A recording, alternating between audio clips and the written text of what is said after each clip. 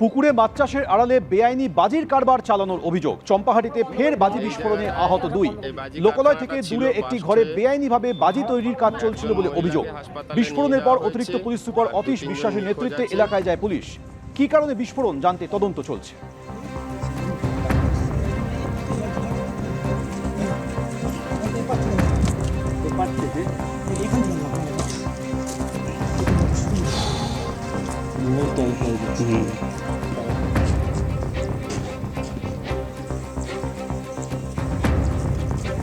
গতকালকে রাত হয়ে উঠেছিল একেবারে দুঃস্বপ্নের রাত। অরবিন্দ ভবনের দরজা, সেখানে ক্রমাগত ধাক্কা, জ্বালানো হলো আগুন, এমনকি ছোড়া হলো পাথর। ঠিক কি হয়েছিল এবিপি আনন্দকে জানিয়েছেন এক নিরাপত্তারক্ষী।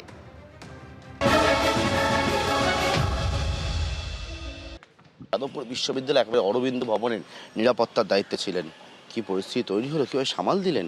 ভয়ঙ্কর পরিস্থিতি। যখন দেখলাম যে প্রচুর মব চলে আসছে, তখন আমি কি করবো, বাধ্য হয়ে ছেলেগুলোর ভিতরে ঢুকিয়ে দিয়ে আর তালা মেরে দিলাম, তা নাহলে আরও অরাজকতার সৃষ্টি হতো।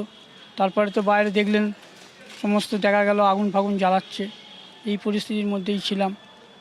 আমি তো একা ছিলাম ডিউটিতে, আর তো কেউ ছিল না ওই সময়। প্রথম দিকটা কি বললে? একদল পড়ুয়া এসে বললো গেট খুলুন, গেট খুলুন, ওরা ছুটে আসছে। তা আমি গেট খুলে দিলাম, গেট খুলে দিলাম, ওরা ভিতরে ঢুকে গেল। ওরা সেফটি হয়ে নিয়ে, প্রাণ তো বাঁচাতে হবে না, ওরা ভিতরে সেফটি হয়ে গেল। সঙ্গে সঙ্গে কতগুলো গেট বন্ধ করে দিলেন? আমি একটা গেট, প্রথম গেটটা বন্ধ করেছি, আর পিছনের গেট বন্ধ করা হয়েছে, দুটো গেট। তারপরে আপনি কর্তৃপক্ষের সঙ্গে যোগাযোগও করছিলেন, আমি দেখছিলাম। ফোনে কথাবার্তা বলেছি, ওরা এসছিল। তারপরে আমাদের যে চার্জের ছেলে সুব্রতবাবু, উনি এসছিলেন, দেখাশোনা করলেন, সমস্ত কিছু বললো। তারপরে আমি তো সারা রাত জেগেই ছিলাম। আমাদের সারা রাত দেখছিলাম আতঙ্কের পরিবেশ। হ্যাঁ, পরিস্থিতি খুব খারাপ ছিল, সোজাসুজি কথা। ক্যামেরায় শ্যামল জানার পার্থপ্রতিম ঘোষ, এবিপি আনন্দ, কলকাতা। গতকাল রাতে জিবি মিটিং ডাকা নিয়ে যে গন্ডগোলের সূত্রপাত হয়, এবিভিপি এবং এসএফআই সহ বাম ছাত্র সংগঠনের মধ্যে সংঘর্ষ, এবং যার উত্তেজনা আজকেও বহাল রইল। একদিকে এবিভিপির মিছিল যাদবপুর কাণ্ডের পর যখন আজকে মিছিল করেন এবিভিপি সমর্থকেরা, সেই মিছিলকে যাদবপুর থানার কাছে আটকে দেওয়া হয়।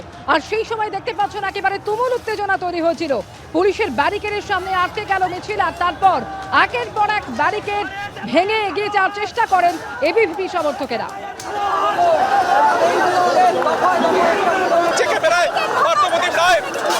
একেবারে ব্যারিকেড হাত দিয়ে তুলে সেটাকে ভাঙার চেষ্টা করা হচ্ছে।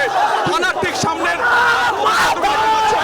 যেখানে স্লোগান দেওয়া হচ্ছে, এবিভিপির যারা সদস্যরা রয়েছেন তারা সেই ব্যারিকেডে কিন্তু ভাঙার চেষ্টা করছেন, এবং এই ব্যারিকেড যদি তারা ভেঙে দেন, এরপরে কিন্তু আর কোনো ব্যারিকেড নেই ইউনিভার্সিটির দিকে যাওয়ার। অর্থাৎ এটা হচ্ছে দ্বিতীয় ব্যারিকেড।